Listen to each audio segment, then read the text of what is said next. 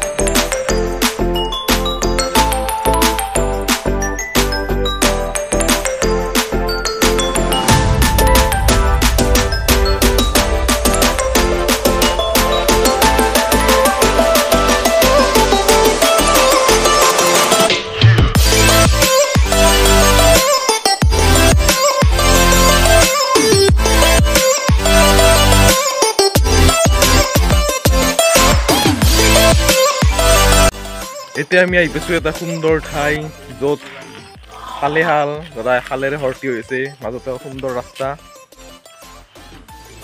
আৰু এইটো আমাৰ ধনজিত লাইজ কৰে, এইটো ত্ৰিদেৱক স্মৰণ দিলে ধনজিত দাস নমস্কাৰটো জনাই দিয়ক।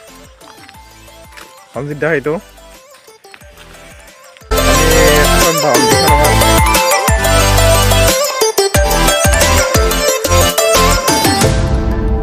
সুন্দৰ পথ য'ত খালেৰে পৰিপূৰ্ণ।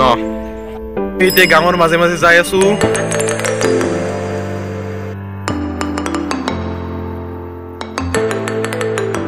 খালৰ মাজত আছো।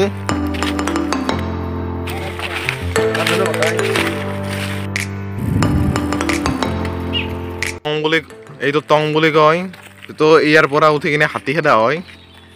সুন্দৰ প্ৰকৃতিৰ বিনন্দীয়া ৰূপ দেখি আমি অতিকে আপ্লুত হৈছোঁ। আমি এতিয়া ধনজিতৰ মনোভাৱ আমি জানিব বিচাৰিম। ধনজিত, তোমাৰ কেনেকুৱা লাগিছে আহি? এনে ভাল লাগছে চাই কিনে সুন্দৰ। আৰু কেতিয়াবা আহিবানে?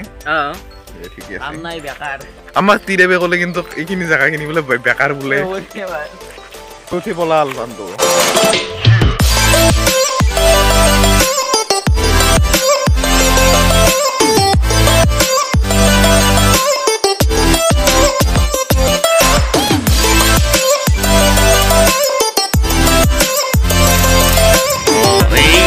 আমাৰ পুৰা সাইকেল লয়